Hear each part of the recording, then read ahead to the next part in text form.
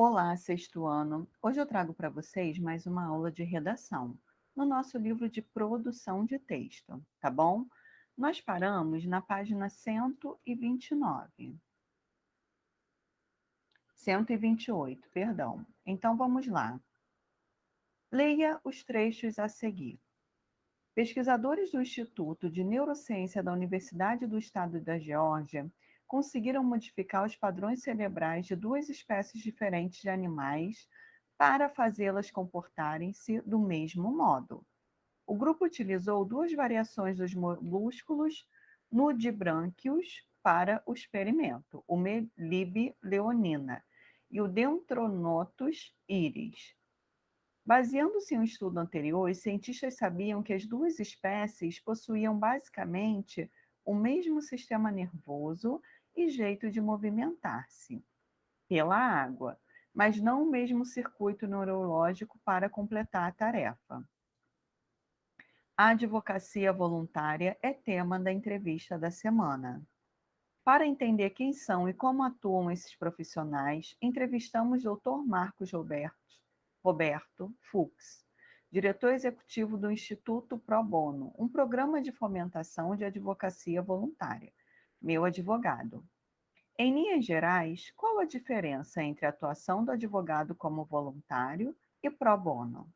Dr. Marcos, a tradução literal da expressão latina pro bono é para o bem. O trabalho pro bono caracteriza-se como uma atividade gratuita e voluntária, o que diferencia o voluntariado da atividade pro bono. Entretanto, é que esta é exercida, com caráter e competências profissionais, mantendo ainda assim o fato de ser uma atividade não remunerada.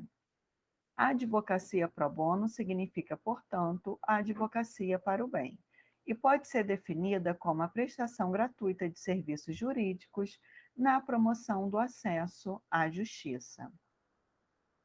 Que diferenças há entre o texto A e o texto B quanto à linguagem? Os textos empregam vocabulários específicos de uma determinada área. No primeiro, a gente viu que tem até umas palavras difíceis, né? Termos científicos, tá? Já no segundo, é um vocabulário usado na advocacia. A que público cada texto é destinado? Justifique. O texto A é destinado a pessoas interessadas em ciência e o B a advogados e pessoas interessadas em assuntos relacionados ao direito. É possível concluir isso pelas expressões utilizadas, tá? Então vamos seguir, ó. Variação histórica. As mudanças que uma língua sofre com o passar do tempo são chamadas de variação histórica. Exemplo disso são algumas palavras da língua que tiveram sua grafia alterada. A esse processo de evolução da língua dá-se o nome de mudança linguística. Além de mudanças na grafia com o tempo, muitas palavras se tornam ultrapassadas e acabam sendo substituídas por outras. É o caso, por exemplo, de Janota, que significa rapaz. A essas alterações é que algumas palavras foram submetidas. Ao longo do tempo, dá-se o nome de variação histórica, tá? O anúncio publicitário reproduzido ao lado foi criado em 1914. Perceba como algumas palavras estão escritas de maneira diferente da que costumamos empregar. Observe-o atentamente e depois responda as questões. Então, eu tenho esse anúncio que foi escrito em 1904, tá? Já vou chamar atenção aqui, ó, para algumas palavras, ó. Cuiabá, tá? Único estabelecimento industrial do estado de Mato Grosso. Olha a palavra mato, ó. Para elaboração mecânica de produtos agrícolas, tá? Desenca... Desencadoras, só um minutinho para aproximar aqui, de milho e arroz. Descascadoras, perdão, moinhos para mandioca e milho. Separadores, debulhadores e e máquinas para a lavagem, tá? Então, aqui, ó. A gente que não está acostumado até pode errar a pronúncia, tá? Quais palavras estão escritas de maneira diferente de que empregamos atualmente? Então, eu tenho aqui, ó, Cuiabá, único, né, que faltou o acento, Mato Grosso, mecânica, produtos agrícolas e máquinas, tá? Então, eu vou escrever essas palavrinhas igualzinho tá aqui no panfleto. Como essas palavras são grafadas hoje em dia?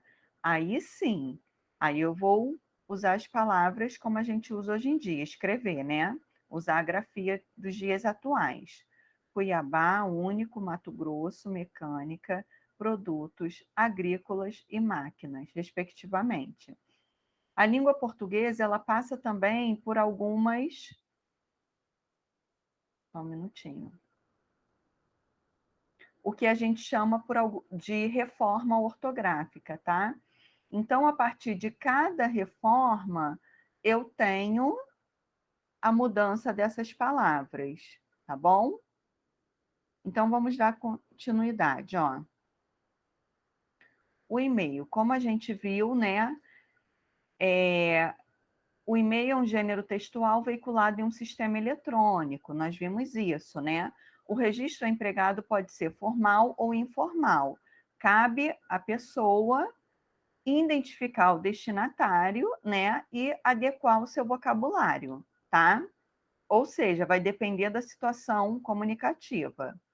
Então, eu tenho aqui todos os passos para eu enviar um e-mail, tá bom? Nós vimos isso tudo.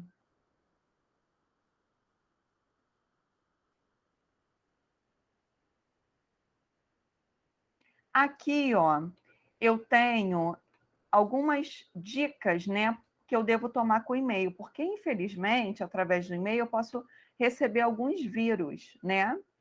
Tenha sempre um programa antivírus em seu computador, pois ele previne que você receba e envie vírus por e-mail. Assim, mantenha seu antivírus configurado para analisar todos os e-mails recebidos e os anexos que os acompanham. Então, se eu receber um e-mail de um destinatário, de um remetente, perdão, totalmente desconhecido, então não devo abri-lo, tá?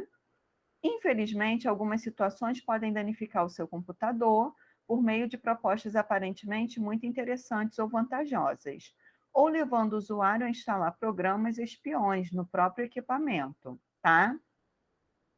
Jamais abra anexos vindos dessas fontes. Assim, sempre que receber um e-mail, qualquer proposta muito atraente, curiosa ou escandalosa, desconfie e não abra se não conhecer a pessoa que envia ou se o assunto não estiver bem especificado, tá? Além disso, nunca forneça dados pessoais solicitados por e-mails, cujos remetentes você não conheça, tá? Além de vírus, o e-mail também pode trazer um spam, aquelas mensagens indesejáveis, geralmente de propagandas correntes. Um bom programa, um bom provedor de e-mail pode lhe ajudar bastante a evitar o recebimento desses spams, tá? Alguns antivírus também oferecem serviços para filtrá-los. Aqui eu tenho a sugestão de leitura, o livro Só Entre Nós, tá? Mostra a história de dois adolescentes que se conhecem pela internet e passam a se corresponder por cartas e e-mails, trocando confidências e compartilhando experiências do dia a dia.